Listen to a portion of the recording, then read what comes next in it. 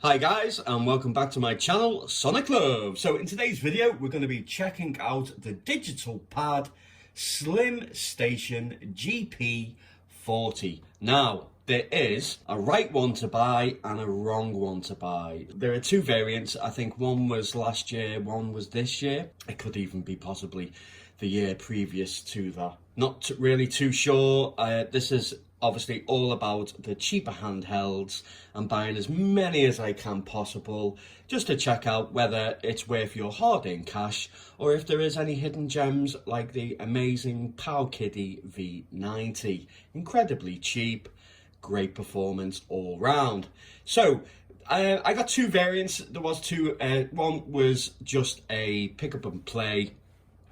This one is the first iteration. You can tell by the difference in the box. It is a bit more saturated with the newer version, but they're both exactly the same name. There's no difference. So please be aware if you do plan. I will leave a link to this one. And this one will just be a quick unboxing and obviously just a quick show and tell of the absolutely diabolically bad performance that you get with this one. This is absolutely awful. Toilet paper, charging cable, that is about it.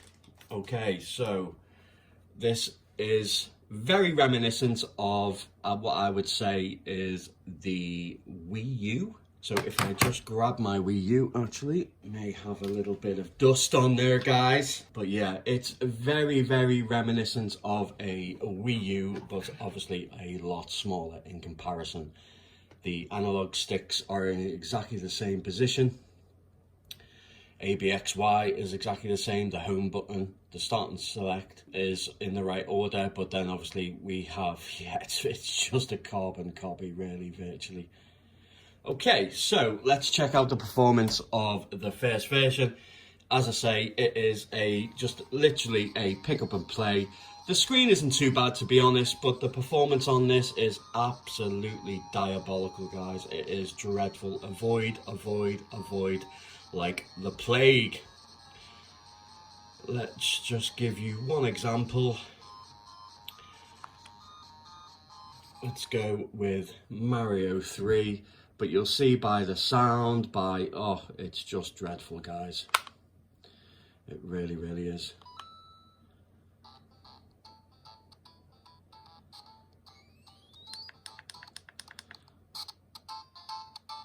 You can tell by the music as well that it's just running slow, and this is NES.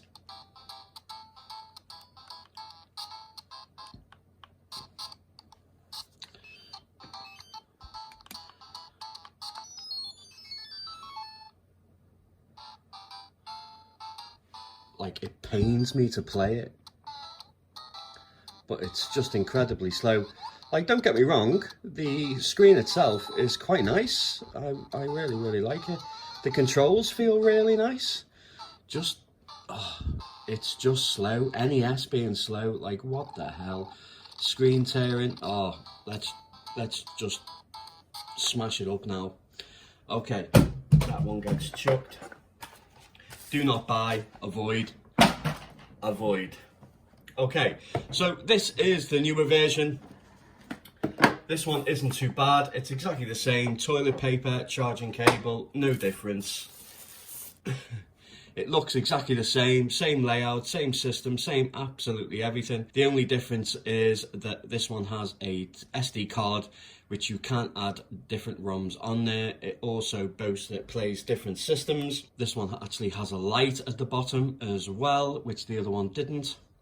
So as you can see, we have arcade, NES, SNES, Mega Drive, the usual, but all these are totally different and wrong. The orientation of them, the pictures, like that's a Dreamcast pad, so there's no Dreamcast on here.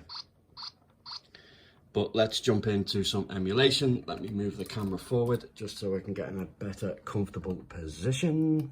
So let's start off with some CPS1. I did put on some CPS2 games, guys, but it didn't really work out too well. Didn't work. So it is solely CPS1.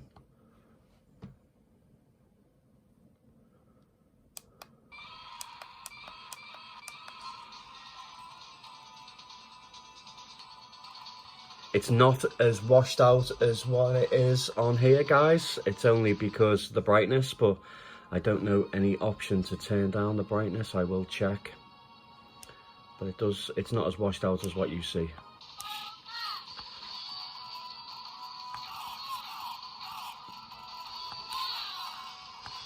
But as you can see, it's not that bad. The D-pad feels nice.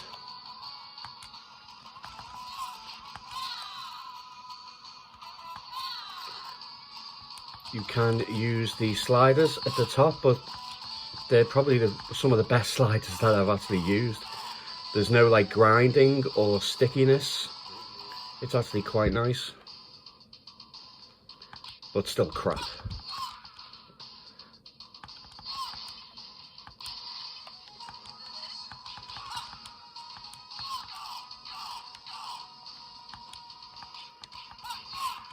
But the D-pad is actually quite nice.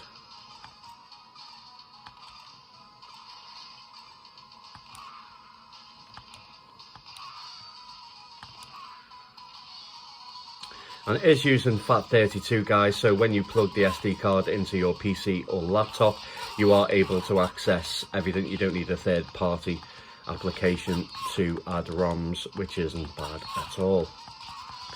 There isn't any Game Boy Advance, not that I could see. I did add another folder and see if it could actually emulate it, but it couldn't.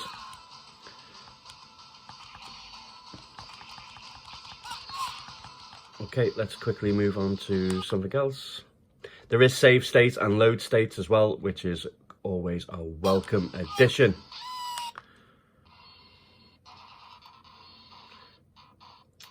See, that's the actual... I know I have to put it on an angle so the brightness doesn't actually wash it out. As I say, it's quite nice.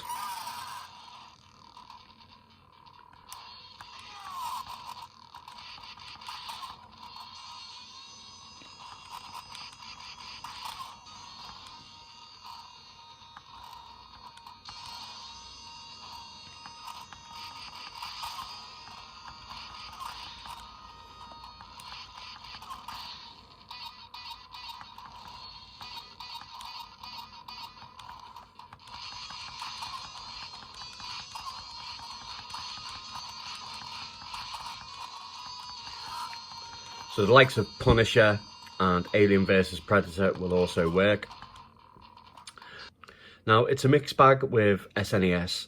Some games work really, really well and some others do not. Like Super Mario World was a little bit slow, sadly, but there was some... Yeah, Super Mario World was running a bit slow, but then Starwing, aka Star Fox, was actually okay. So it doesn't really make any sense. So it's a bit of a mixed bag, guys.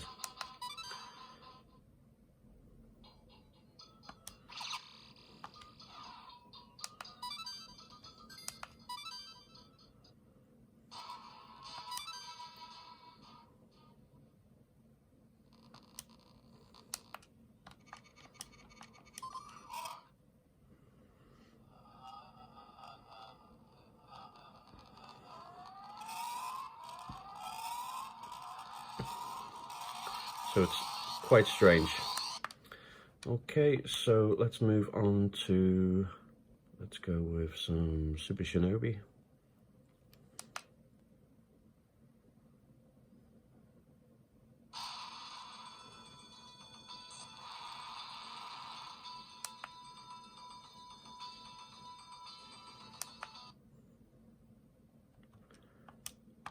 I'm sure everybody remembers this hack, where you go on to 0, 0 for shurikens, wait a couple of seconds, wait for that sound, and when you exit you have unlimited shurikens. Lovely.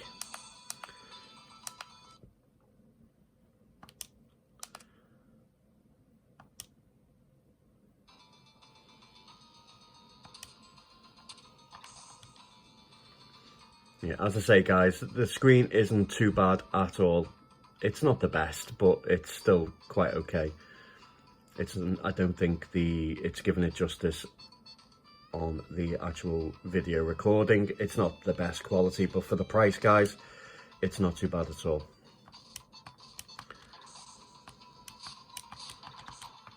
And emulation wise for Mega Drive is really, really nice.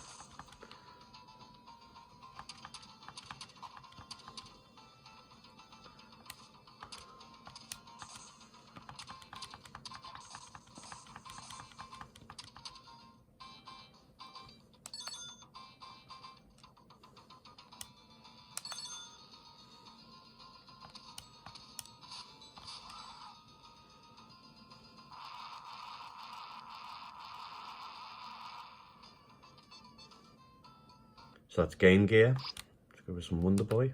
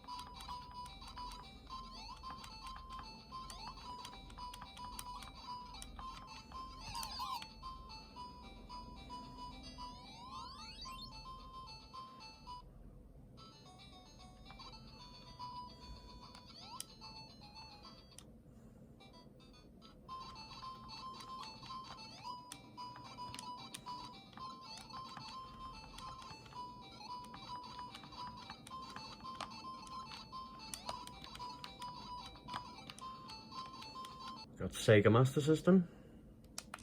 All runs great.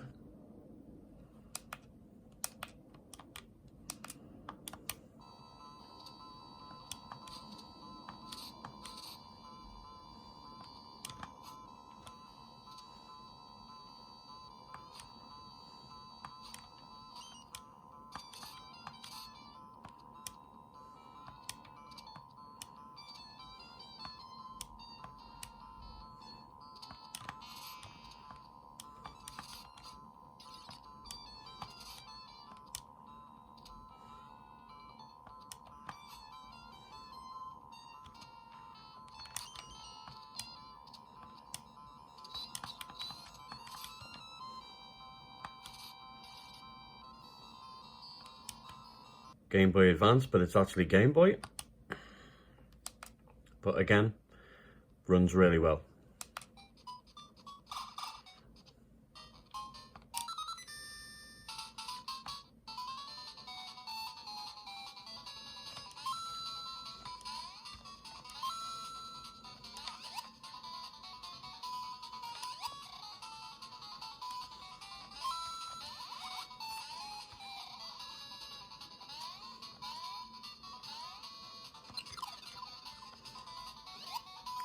Would I use this as my daily driver? Definitely not. But yeah, if you have young ones that you want to get into emulation, then yes, this is ideal. You're not going to worry about it breaking or, you know, getting damaged. It's so incredibly cheap. But as I say, for the price, I think this isn't a bad option, really. And if you're looking just to get into emulation and you want to know and understand how to do things, and you want to do it on the cheap, then, you know, this is incredibly cheap. So on the back itself, as you see, it doesn't have any shoulder buttons or anything. It is just ABXY, but it only really goes up to CPS1, really. But as you can take off the side,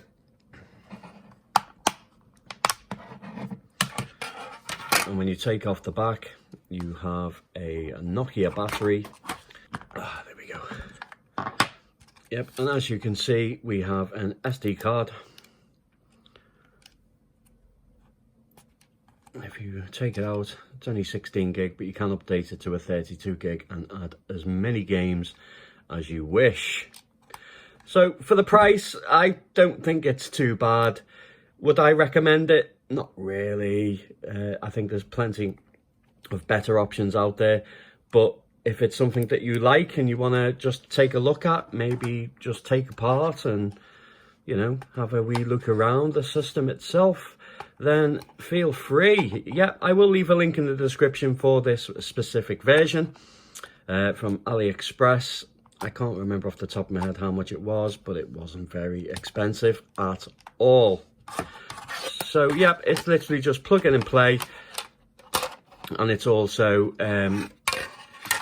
very easy to transfer the ROMs over also, so it's not too bad. It comes with a headphone jack, on and off switch. It does have a HDMI out.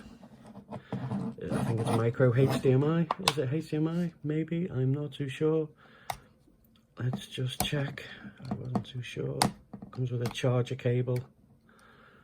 Yep, micro HDMI, so you can use it on the TV. Not that you probably would, but that option is there. Yeah, so all in all, not too bad. Oh, is it the best? No, but the emulation is up and down with SNES. CPS1 works fine. Didn't really have any problems. Mega Drive worked great.